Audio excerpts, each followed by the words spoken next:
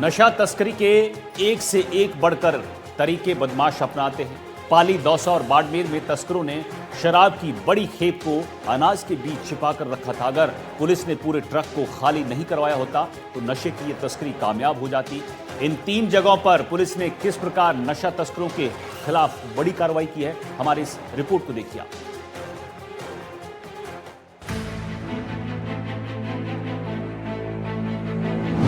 अनाज की बोरियों के बीच नशे का सामान। पाली, दौसा, बाड़मेर में तस्करी का खुलासा। नशा तस्करी का नया तरीका। चप्पे चप्पे पर पुलिस, कार्रवाई से मचा हड़कंप। जोधपुर रेंज की स्पेशल टीम और शिवपुरा थाना पुलिस की संयुक्त कार्रवाई में नशा तस्करी का बड़ा खुलासा हुआ है। पुलिस ने नाकाबंदी के दौरान गेहूं से भरे एक ट्रक से अफीम बरामद की है। कार्रवाई में 2 आरोपियों को गिरफ्तार किया गया है।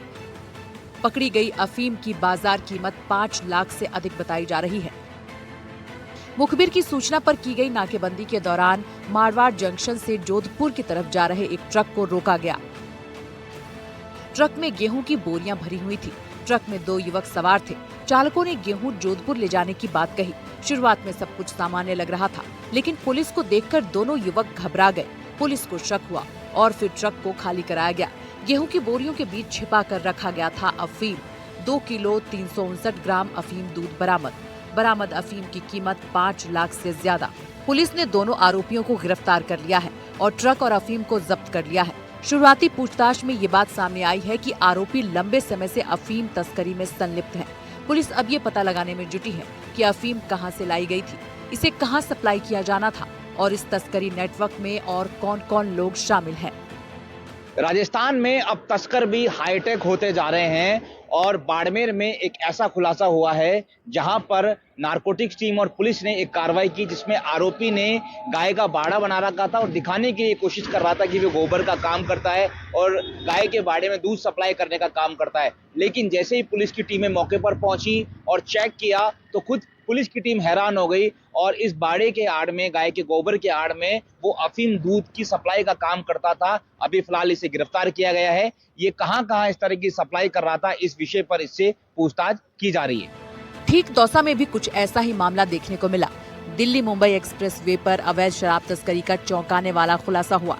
एजीटीएफ के गुप्त इनपुट पर कार्रवाई करते हुए दौसा पुलिस ने चावल की आड़ में छिपाकर ले जा रही शराब से भरे ट्रक को दबोच लिया। इस कार्रवाई से शराब माफियाओं में हड़कंप मच गया है। दौसा डिप्टी एसपी धर्मेंद्र कुमार शर्मा ने बताया कि एक ट्रक हरियाणा के सिरसा से गुजरात की तरफ अवैध शराब लेकर जा रहा था। तस्करों ने पुलिस की आंखों में धूल झोंकने के लिए शराब के कार्टन चावल के कट्टों के नीचे छिपा रखे थे। कल एटीजीएफ से सूचना मिली थी जिसके आधार पर दौसा डीएसटी और स्थानीय पुलिस की तरफ से कार्रवाई की गई। एक ट्रक था RJ9 JD 9244 जो एक्सप्रेस वे से यहाँ भांडारेज के पास रुकवाया गया। उसकी तलाशी ली गई तो एक दिनेश जाट के चालक के पास से 415 कार्टून चावल के कट्टे जो ऊपर नीचे शराब भरी हुई थी, जिनमें उनको चेक किया तो 1071 कार्टून करीब 1.5 करोड़ की लागत है। इसमें रॉयल स्टैग और रॉयल चैलेंज और MCD सेल फॉर पंजाब लिखी हुई मिली, जिसको बरामद किया गया, जब्त किया गया। FIR दर्ज करके मुलजिम को गिरफ्तार किया गया। अन्य मुलजिमान की गिरफ्तारी के लिए प्रयास किया जा रहा है। कहाँ से कहाँ ले जा रहे थे? ये सिरसा टोल में फतेहाबाद के पास से कोई टोल से भरी गई थी और वहाँ से लेकर ये सूरत जाना बता रहा है एक्सप्रेस वे से। दौसा पुलिस ने एक बड़ी कार्रवाई को अंजाम दिया है जहाँ से अवैध शराब से भरे ट्रक को जब्त किया है। बताया जा रहा है कि एटीजीएफ की इनपुट पर ये दौसा पुलिस की बड़ी कार्रवाई हुई है, जहां पर ये हरियाणा से और गुजरात की और जो ट्रक के अंदर सप्लाई होने वाली थी शराब थी, उसको दौसा के सदर इलाके के अंदर बरामद किया गया है। इसके अंदर 400 जो कट्टे हैं वो चावल के बरामद किए गए हैं। तो वहीं अगर शराब की बात करें तो विभिन्न ब्रांड की 3 ब्रांडों की जो शराब है वो बरामद की गई है। 1071 जो शराब की जो पेटियाँ हैं वो बरामद हुई है।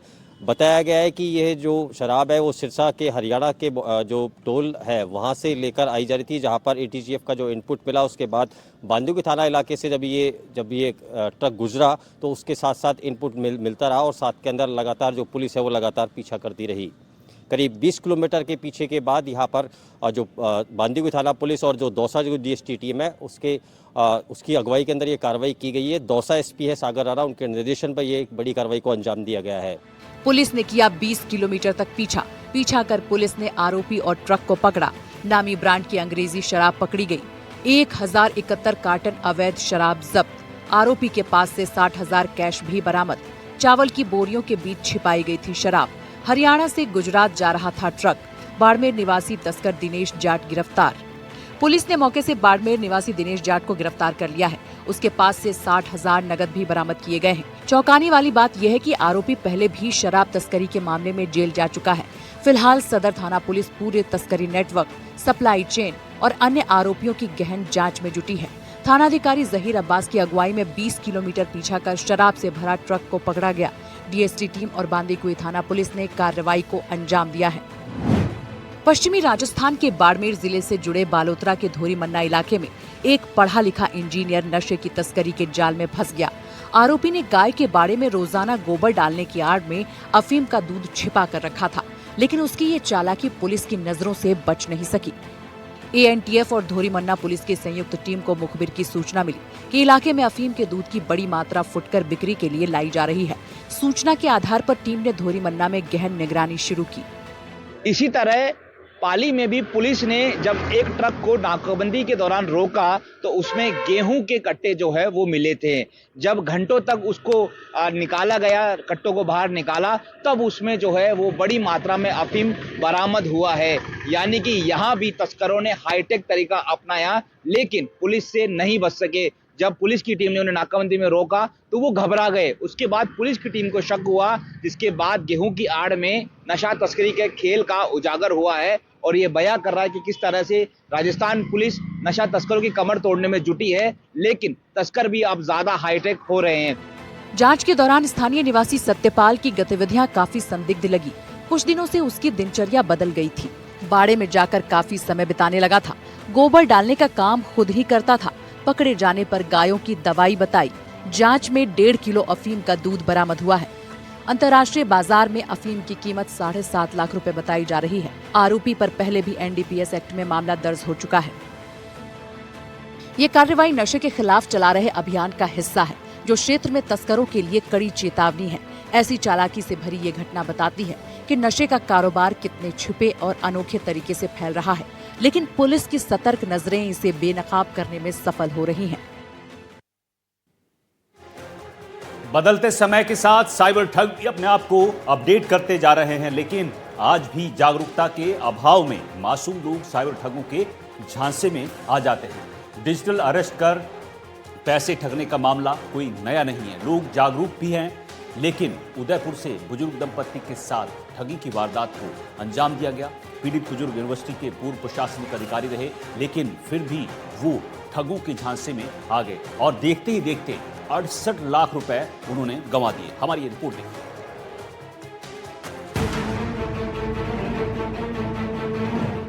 उदयपुर की मोहनलाल सुखाड़िया यूनिवर्सिटी के पूर्व प्रशासनिक अधिकारी और उनकी पत्नी को डिजिटल अरेस्ट कर 68 लाख रुपए की ठगी करने का मामला सामने आया है। ठगों ने फर्जी CBI अधिकारी बनकर मनी लॉन्ड्रिंग केस में फंसाने का झांसा दिया और फिर लाखों की चपत लगाई है।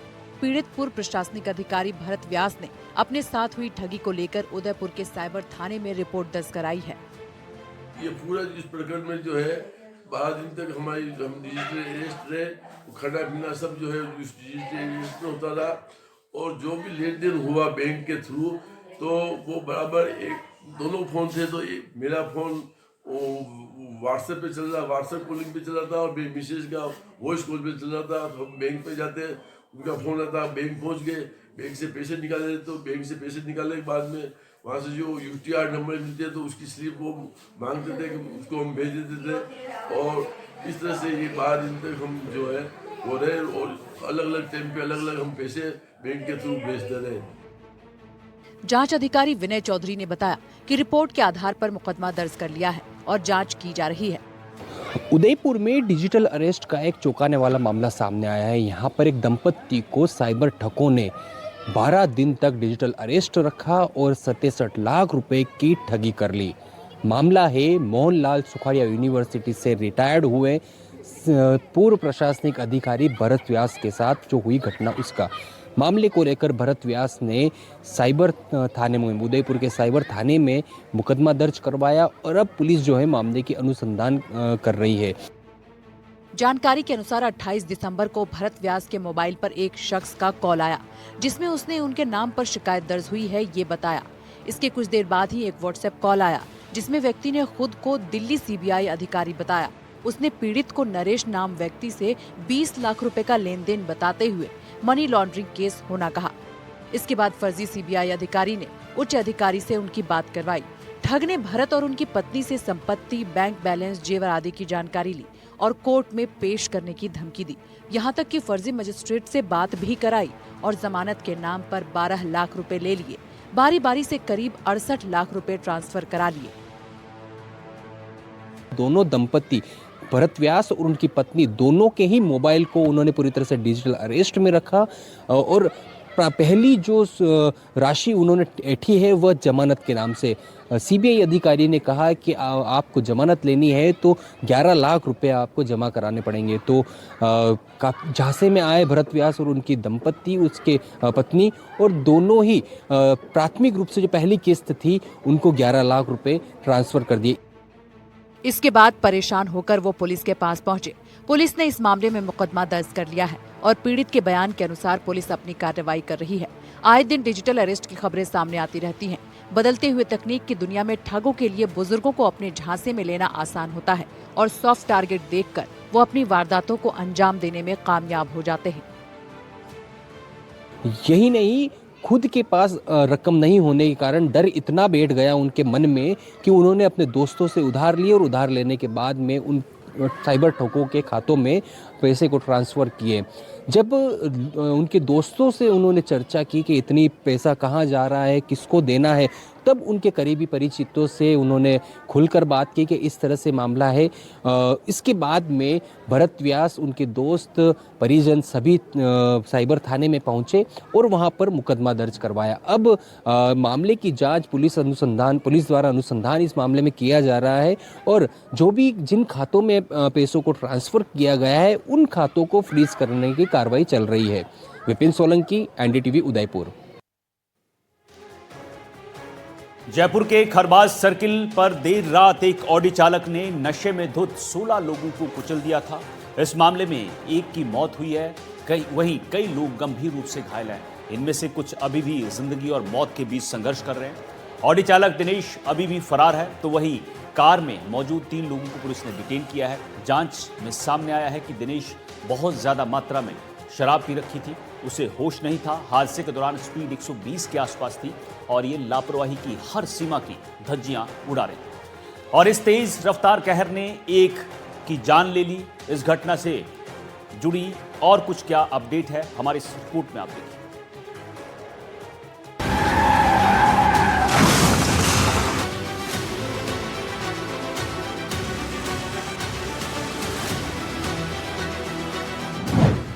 जयपुर की सड़कों पर मौत का तांडव करने वाली ऑडी चालक दिनेश 24 घंटे बीत जाने के बाद भी पुलिस की गिरफ्त से दूर है।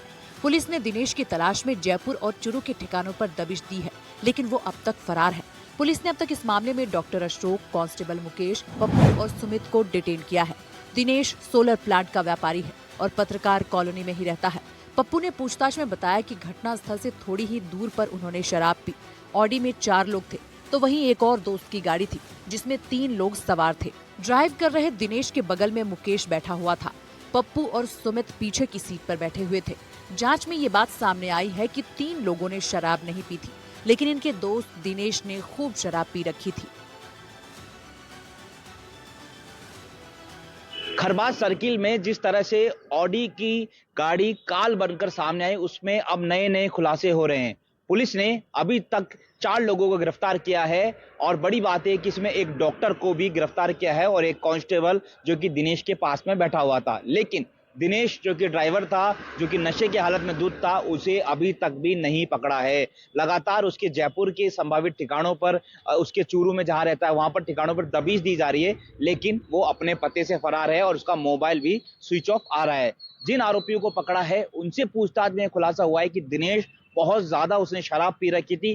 पीछे बैठे हुए लोग उसको दोस्त को बार बार कह रहे थे गाड़ी धीरे चलाए, लेकिन वो नहीं माना। और उसके पास में ही एक और गाड़ी थी, उसमें भी 3 लोग थे जो कि हैरियर गाड़ी थी, वो भी उसको रुकवा कर कह रहे थे कि दिनेश धीरे चलाइए, लेकिन दिनेश नहीं माना और आखिरकार 120 की रफ्तार से दिनेश ने कई सारे लोगों को कुचल दिया और इस पूरे हादसे में एक की मौत हो गई है।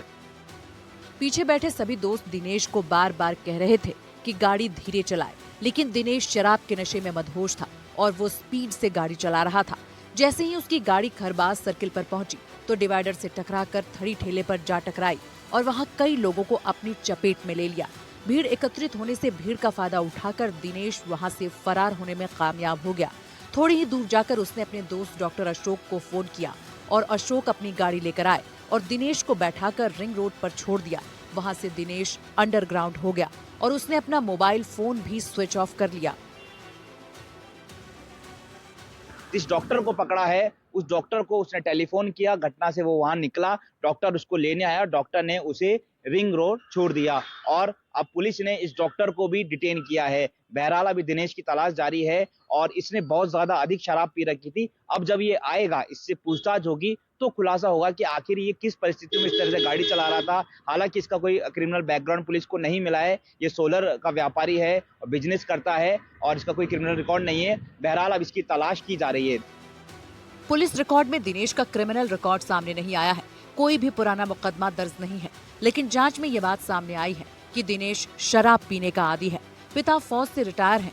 दिनेश और कांस्टेबल मुकेश चुरू के एक ही गांव के हैं, इसलिए दोस्त हैं। तो वहीं डॉक्टर अशोक दिनेश का पुराना दोस्त है। वहीं रईस जादव की लापरवाही कैसे एक परिवार पर भारी पड़ गई। मजदूरी करने वाला आज दुनिया में नहीं रहा, लेकिन पीछे उसके परिवार अकेले रह गए। मृतक रमेश घर में अकेला कमाने वाला था और किसी और की गलती पूरे परिवार के लिए भारी पड़ गई। सवाल खड़ा होता है कि कैसे रईसजादे आम आदमी को आदमी नहीं समझते। इस पूरे हिट एंड रन के खेल में बिजनेसमैन शामिल हैं, पुलिस कांस्टेबल शामिल है और एक डॉक्टर भी शामिल है। हालांकि डॉक्टरों ने कांस्टेबल दिनेश का सहयोग किया था, लेकिन मुख्य आरोपी तो दिनेश ही है। बहरहाल पत्रकार थाने में मुकदमा दर्ज हो चुका है। पुलिस सरगर्मी से दिनेश की तलाश कर रही है। पुलिस ने दावा किया है कि जल्द ही ऑडी चालक दिनेश को गिरफ्तार कर लिया जाएगा।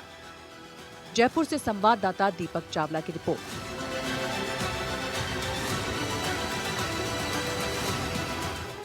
उधर डीग में 2 ठगों की ऐसी कहानी सामने आई है जो गरीब बच्चियों की शादी के नाम पर लोगों से पैसे लेता था और फिर देखते ही देखते उसने 1.5 करोड़ रुपए ठग लिए और फरार हो गया। गांव-गांव उसने अपने एजेंट बिठा रखे थे और एक गांव में ठगी करने के बाद वो दूसरे गांव में चला जाता था। इसके लिए दोनों ठग अपना हुलिया भी बदल लेते थे। फर्जी मैरिज ब्यूरो के नाम पर यह ठगी हो रही थी। डीग से देखिए हमारी ये खास रिपोर्ट।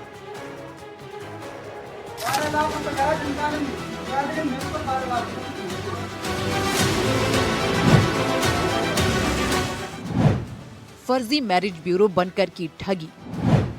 2 ठगों ने लगाया 1.5 करोड़ का चूना।